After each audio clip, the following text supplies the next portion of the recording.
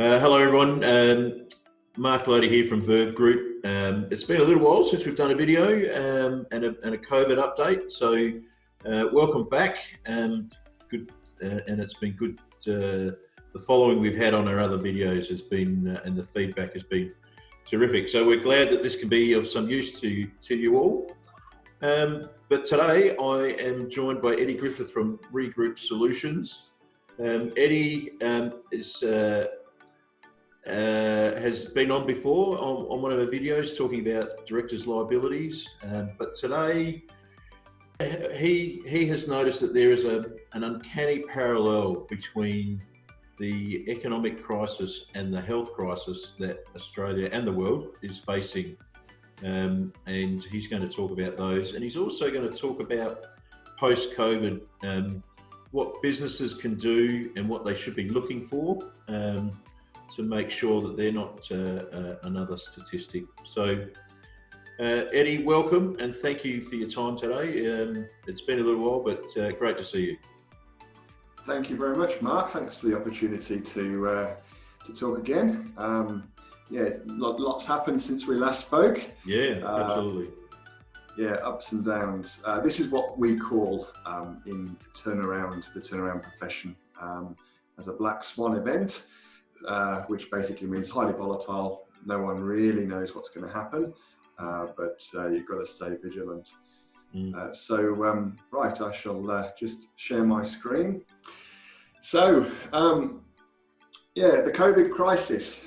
One of the good things I think about being in lockdown and in a social media era is that there's these memes everywhere. And so whilst people have been stuck at home, there has been a sort of light-hearted take. People have been using social media to sort of keep spirits up and keep everyone entertained. And in the same sort of light-hearted fashion, I've included a few of these memes in this presentation. So apologies in advance though if it does come across facetious. It is intended. Yeah. Okay, so everyone will have seen this illustration. The idea is that the virus needs to be contained so that it doesn't put too much pressure on the healthcare system. And so you have to put in place protective measures such as social distancing and lockdown, stay at home, which the government instigated very quickly here in Australia. Then if you turn that upside down, the economic crisis, in a similar fashion, unless the government had put in place some protective measures, we were looking at catastrophic failure of the Australian economy. So a lot of governments have put in place protective measures. Ours, obviously, JobKeeper and various other packages. Again, the idea is we don't want too many companies to fail. We want to try and flatten that curve so that smaller businesses have a chance. If we have a whole heap of large companies, Virgin Australia, it causes a knock-on effect and affects smaller businesses down the chain. So yeah, we had the protective measures put in place, and putting these together side by side, you can see really that the government's looking to protect the health, and also that in itself will protect the economy because there's no strain on the healthcare system. Both are inextricably linked. So, yeah, where we are at the moment, everyone's got a device on them 80% of the time. The media has absolutely loved it. They've created lots of panic. We had some bulk buying. That's all calmed down now. Government came out and said we shouldn't panic, but then comes out with 130 billion wage subsidy package, which I believe now is more like 70 because they got the numbers wrong. Mark, is that right? Yes, 70 is the number. Yes, yep. Yeah. But you know, it's a bit of a mixed message from the government to come out and say, yes, you don't need to panic, and then say, but we're going to release 130 billion into the economy. Obviously, it's a figure which is almost inconceivable. Yeah, a bit of a dangerous tactic. And then the media portrayed the situation very much like this. It looks frightening. They've caught you with a mobile phone or a device in your hand. There's never been a better time to sell tabloids. And with the virus in many parts of Australia, this is what really happened. There wasn't any real need to panic. Our healthcare system wasn't tested, and we haven't suffered too badly here. So looking at the economy, business confidence is trending down. Consumer confidence is trending down. GDP growth is trending down. Inflation is trending up, which is no surprise because the Reserve Bank is printing money like there's no tomorrow. Now, going back to our curves, if we try and have a guess at what's going to happen here, our healthcare system, we did flatten the curve, but we flattened it too much almost.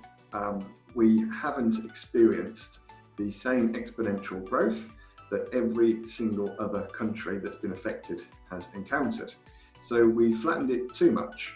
So unless we get a vaccine, when we open our borders, we potentially face that exponential growth curve. So the virus will take hold here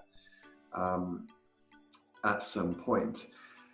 And then similarly, what's interesting, the government put in place a temporary protection for directors to trade whilst insolvent. And then they also stopped people from issuing stat demands. They extended the time. So that's effectively resulted in, it's resulted in there being a huge drop in the number of corporate insolvency appointments and personal insolvency appointments. So the curve here, the exponential decline curve, this has been flattened almost too much as well with the government stimulus package. And so pretty much we don't have herd immunity, and the government may have created the perfect storm when September arrives. They've simply slapped a band-aid on and they've postponed the inevitable. So it could be that when September comes, we see an enormous increase in insolvencies. People have to pull the pin. They've simply been surviving on JobKeeper or just surviving on increasing debts with creditors, the ATO and the like. So the government did it. They flattened the curve, but obviously there's been a cost there. And there's no real criticism here on the government because it's very difficult to get anything right in a crisis. The best thing that they did here was be prepared. And I think that's really that's the only thing that anyone can do in this type of situation, the black swan event. So what can we do? So leaving some of the doom and gloom behind. So the government stimulus package, it wasn't perfect, but at least they got something out there pretty quickly. And the perfect shouldn't be the enemy of getting something good in place. What can we do ourselves? Well, we can block out some of the noise from the media because now that the virus has ended, it's going to be riots they'll be covering and social unrest. And in all honesty, there's no need for panic. We just need to prepare. The warning signs for business owners. So the key things to look out for, anyone that was suffering previously due to fire, flood, drought, got to be very careful when September comes. one thing that you can do is the quick ratio, which I'll get onto in a second, just to see how you're travelling. Industries, anything that's affected by the change in behaviour due to the virus, so hospitality, tourism, you've got to be very, very careful. And everyone should be doing a COVID safe plan. And the key is in that safe plan. Look at that safe plan and work out how you're going to adapt to things going forward. Yeah, people are going to have accumulating tax, landlord debts, could have lease arrears increasing. They can't pay this back from free cash flow. Payment plans are in place, and just got to be careful of personal liability with the ATO. You can be held liable for GST now, as well as PAYG and super. And the quick ratio test, or the asset test, or the acid test. So this is actually really simple to do. You just want to look at how much cash you've got. What can you turn into cash in the next 90 days to pay down your liabilities?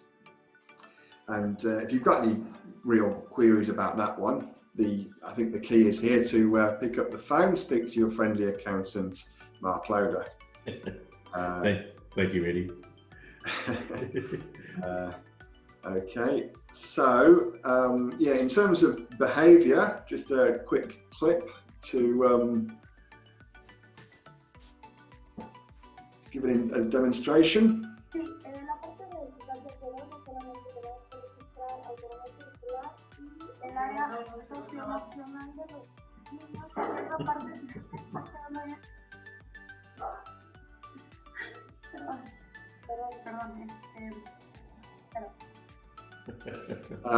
Yeah, I like that one there. So that's more likely to become a common occurrence, I think. There's quite a few of those out there, but the sheer look of horror on her face, you can tell that one's genuine. So yeah, the perfect storm we have brewing. There is some, the economy is in serious trouble here. We're operating right now in a false economy. We've still got some time, so take the opportunity right now to adapt. Use it, like I said before, use the COVID safe plan. Use that to look at what you can do to adapt to your business, what you need to change, and whether you can, your business is viable into the future. So tax debt, supplier debt, landlord debt, just watch out for personal liability. The 2017 safe harbour, so I'll talk a bit about that in a second. So again, in September, the government's temporary relaxation of the insolvent trading laws will be removed. And so any financially distressed business should be looking at safe harbour. Safe harbour will actually bridge that gap so that you can utilise the 2017 safe harbour, and if you then do enter into insolvency at a later point, you will be protected from personal liability for the debts that you've incurred from September onwards. And there's more benefits there for the safe harbour, which I'll talk about in a second. So the other key things that you can look at is bearing in mind that assets and businesses, the values are low at the moment. So if you get an independent valuation, it's going to be pretty low, and that can actually work in your favour. A restructure could be contemplated. That is where the shell is liquidated, but the business and assets, or the altered model, the adapted model that fits the new environment, can still survive. It can be sold onto a different entity, provided it is done so properly. And I can't emphasise that enough. In February this year, we had the Combating Illegal Phoenixing Bill come out, and it imposes criminal sanctions and penalties on directors and advisors who are involved in that type of activity. And this is in addition to other things that you can be held liable for. But the good thing about that bill is it did actually provide a pathway for legitimate business restructures. So a legal phoenix can be undertaken provided it's done so properly. And that means that you can sell the business and assets to a different entity. You might have changed the business model, adapted it in some way to change to fit the post-COVID world. But provided you sell those business and assets for market value, you have a defence in place. If you have the 2017 safe harbour in place and it's demonstrated to be a better outcome for creditors, that is a protection against alleged illegal phoenix activity. And in terms of directors' duties, there's something called the business judgment rule, which you can just pay attention to cover off on any potential breaches for your due care and diligence. Key thing, just seek advice from an insolvency or turnaround practitioner. So yeah, it's not all doom and gloom. It just means we have to adapt, and you know, companies, business owners need to think about the future. Don't rest on your laurels and just start to plan. This is the safe harbour I mentioned before. So we've got the COVID safe harbour in place. This expires in September. So businesses are protected from debts that are directly incurred in the ordinary course of business. If you put in place the 2017 safe harbour before September, you will be protected from debts that are directly or indirectly incurred. So that might be refinancing, for example, with a course of action that leads to a better outcome for the company or creditors. And that can last indefinitely, that protection. It also protects officers and advisors, and also it's a defence against creditor defeating dispositions in illegal phoenix activity. So it's a very good insurance policy to have in place if you are uncertain as to what the future might hold for your business, or you're going through drastic changes and you're concerned. So that's all I have. Thank you very much, Marc, for the opportunity to talk.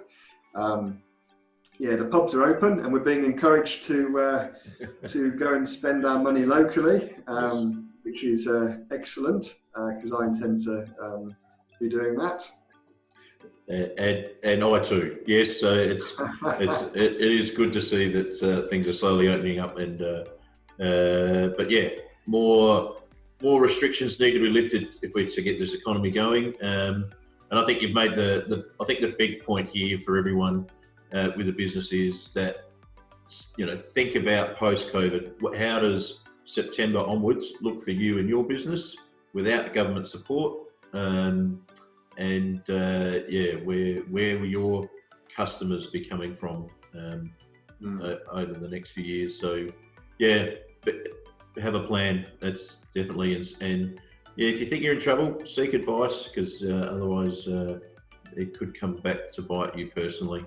Yeah, that's right. You just need to have a backup plan effectively. As long as you've got a security net. Yeah. You know, you can try some different things with the business, and you know, hopefully one of them will work, and you'll be able to salvage the business. All right, well, thank you for your time, Eddie. That was terrific, and we'll talk again soon. And thank you to everyone who listened. Thank you. Great, thank you. Cheers, Marc.